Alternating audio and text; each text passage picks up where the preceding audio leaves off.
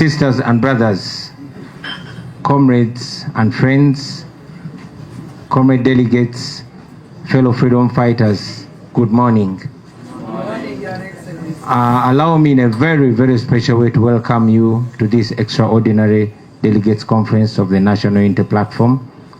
It is an humble pleasure to be addressing you today. And today I'm not just addressing you as the party president, I'm addressing you as a comrade in the struggle for the liberation of our nation. I'm addressing you as a partner, a committed partner in this fight for the soul of our nation. I'm very glad to be seeing the new and the old, the young and the oldish, the ladies and the gentlemen. First of all, I must communicate, ladies and gentlemen, that I'm humbled by your continued trust in my leadership, and I can only, for now, pledge never ever to let you down. Again, I must mention that this is not just another routine meeting of the party, but this is a sacred engagement that we are having. We are meeting here today to align and realign ourselves, to charge and recharge ourselves, to change and rearrange, to redirect our course for the struggle of a new Uganda. You notice that small as a group we might be here, there's so much trust that we're carrying on behalf of our nation. So meeting us, us meeting today should be taken very seriously, and you should desire to get the best out of this meeting, ladies and gentlemen. I don't know why the organizers chose this venue for our delegates conference. A ghetto in Kamwokya, even when we could meet elsewhere. But I believe that it must be the revolutionary spirit pulling us back to where it all began in order for us to reflect. You all are aware that this is a place where the People Power movement was nurtured. It is in these walls where we whisper to each other our dreams for a new Uganda. In those walls is where we shared and whispered our fears and uncertainties. And indeed, it's in these walls where we cried together in times where we didn't know what was happening. These humble walls, ladies and gentlemen, might not match those of Kavule, where we proudly sit today. But these walls re-echo our earliest vows of commitment to the struggle for the liberation of our country. And may it remind us as we sit here, may those vibes and those feelings and those emotions be evoked in us today as we hold this, our extraordinary delegates conference. They should remind us of where we started and what exactly we started. They should remind us of where we have been, where we are, and where we are yet to go. They should remind us of how far we have come and of how far we are yet to go. We might be operating in our plush offices in Kavule, but it is right here where the soul of our struggle was born in us. So may that be reignited today as we gather, ladies and gentlemen.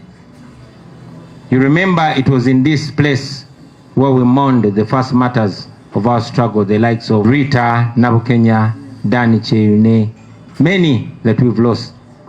It is here where we first mourned them. And it's my hope and prayer that their names are remembered forever, and may their souls never rest until we achieve the goal for which they sacrifice their lives for.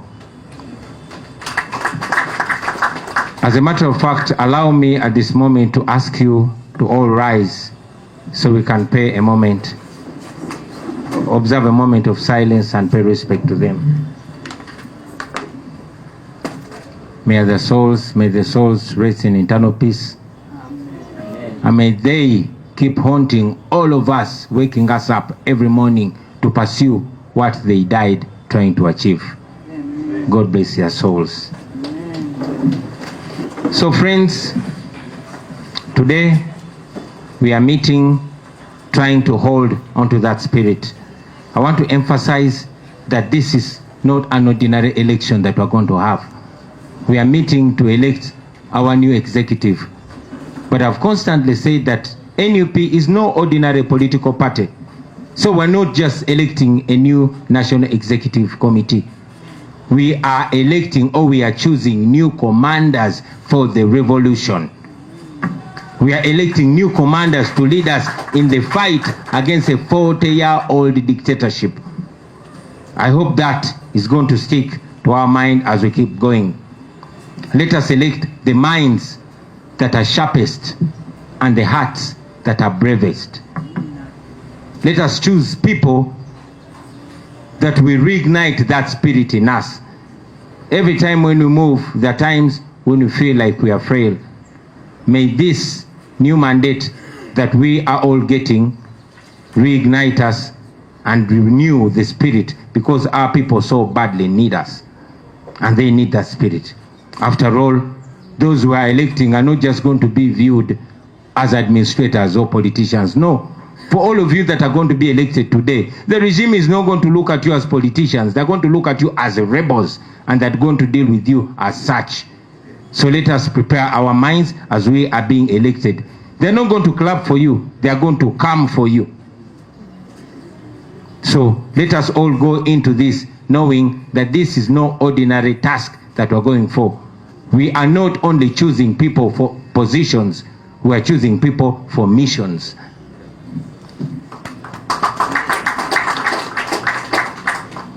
I'm aware, ladies and gentlemen, that it is challenging for us.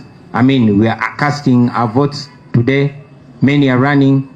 But most importantly, to you who are voting, I want you to look at two things. Number one, ask yourself a question. Which candidate is best suited to organize us, to lead us, and to inspire us? That candidate that you are voting for, how able are they to organize, to lead, and to inspire others? Those are questions that we should go asking ourselves as we go to vote for those our comrades. That candidate should be able to serve and advance the struggle to our next level. That candidate should be resilient. That candidate should be disciplined. That candidate should be the embodiment of the values that we sing about every day. That candidate is going to be a representation of us, including myself, wherever they go. So when we are choosing, let that be at the back of our mind. Number two, ask yourself which candidate will not be silenced when threatened.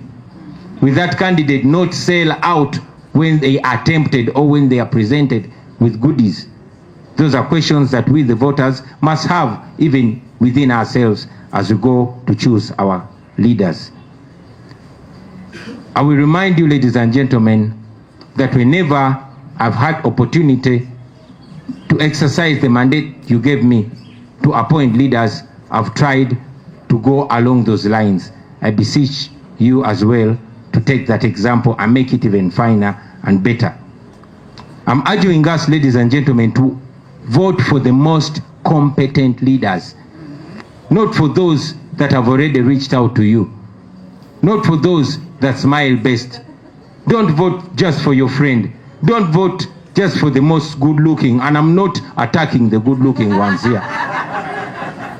But go for somebody that will most represent us, because that person you're electing is going to be the real NUP representation. So let's go for the most competent. It does not matter whether that candidate is a senior in rank or in social status. It should be the embodiment of the values and the understanding of the struggle that we are advancing. So during the harmonization, and I must mention this, ladies and gentlemen, I was deeply, deeply moved by some comrade.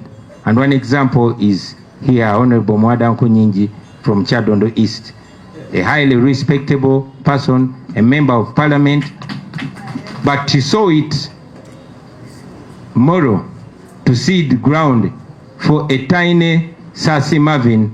And I'm choosing to call him that because he's my friend and he knows I'm a boxer. But I want to salute you, Honorable Mwada, and leaders that have done the same, the likes of Honorable Susan from Buvuma and others. That is a moral spirit. This gesture, unlike many others that I've not mentioned, is the true meaning of revolutionary humility and sacrifice. Ceding way does not mean that, you're weak or you're scared of the race. No. It means patriotism. So, the rest of you comrades, those that are contesting, I want to once again say it, that if you feel that in your conscience that the position that you're vying for, you are vying against somebody that's more suited, it's only moral, to cede ground to that person. I think it does not project you as weak, but it projects you as revolutionary. It projects a different kind of morality in you. But also, I must mention in the affirmative that if you feel that taking on leadership strengthens the revolution, if you feel that you have something new, something vibrant to offer, then go right ahead and rise to the occasion. After all, that has always been my call. Rise to the occasion and present your talents. That is what we want as a nation. That is what we want as a party. Stand up and be counted. After all, if you don't show up, nobody will see you. If you don't speak up, nobody will hear you. And if you don't present your talents, nobody is going to know that you are capable. So, make the right choice. Don't be intimidated. But again, don't be driven by interest. Let us do what is moral. Whatever you choose to do, make sure you're doing it for Uganda. You're not doing it for yourself as an individual. As we prepare, ladies and gentlemen, I don't want us to forget that this is more than an internal exercise. This that we're doing here is a test for a new Uganda. We are preparing leadership. We're preparing ourselves to take government because we are the next who are going to be in charge of this, our country. Yeah. So the sooner we are convicted about that, the better. This that we're preparing a government. We are organizing and building the future ruling party of Uganda. So at every step, let us be reminded of that. That time is going to come, ladies and gentlemen. The time is going to come when you take over. Welcome, Deputy President. But when that time comes, the world should see us not just as peaceful rebels, but as builders of a nation. They should not see us only as resistors of a dictatorship, but they should see us as builders of a democracy. We should present ourselves as a group that is ready to take charge, to govern our country and advance it to the next level. Now, to you, the leaders that are going to be elected today, I want you to understand very, very importantly that you're not just assuming party offices. You're not just assuming offices in a party. You're assuming very, very serious command responsibilities.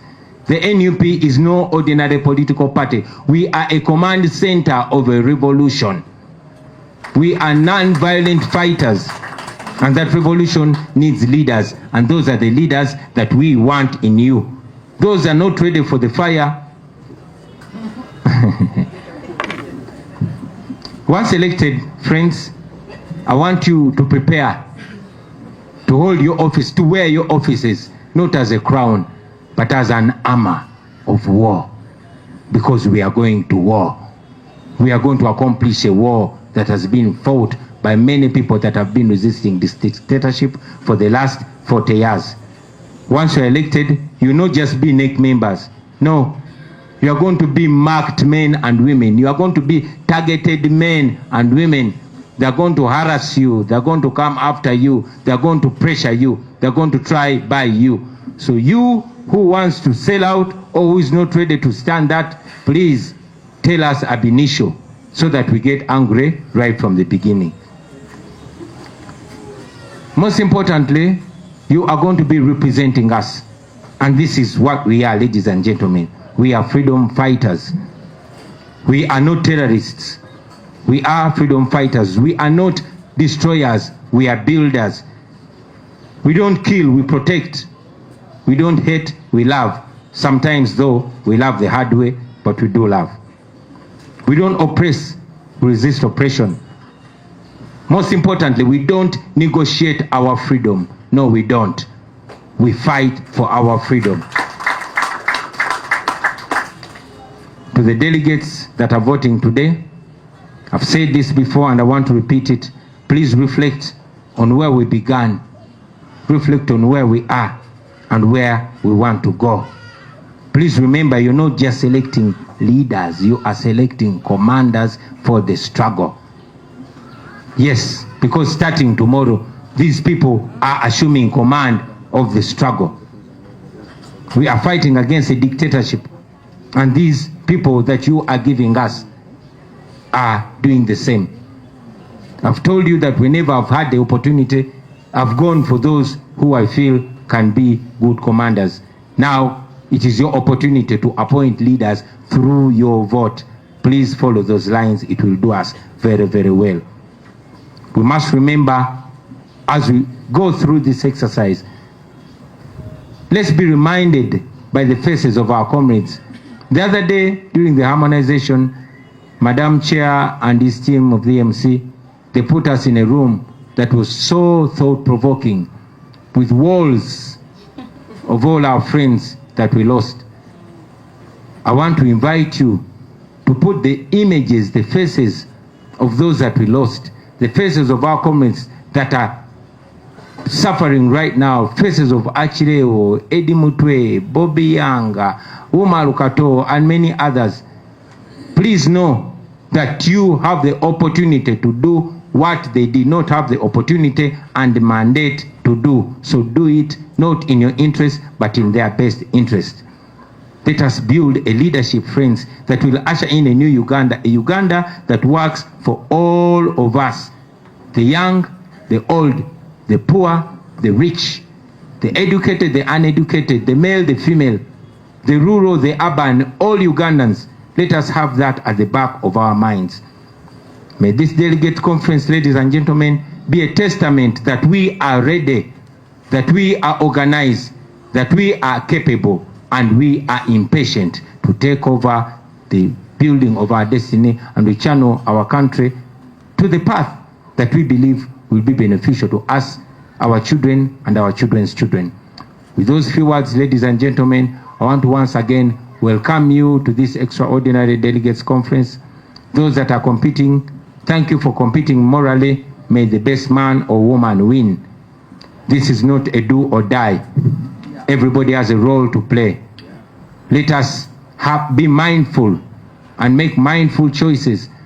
And whoever wins, remember once again that you are not winning a crown, but you're taking on a task where that title, where that office as an armor as you go to war. And let's fight, let us win, because we shall win and we shall build a new Uganda. Let us conduct ourselves in such a way that one day, 2, 3, 4, 5 years from now, we shall look back and remember that this was one of the many steps that built a leadership that will have made Uganda proud by then. I thank you very much, and I thank you, Madam Chair, for God and my country.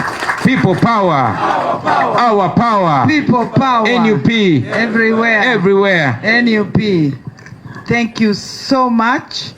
Can we give our president another round of applause? Very inspirational. Yes. Always hearing from you, even the person with that fear, almost making them go to the closet, will jump right out. Thank you so much, and that's what exactly we have done.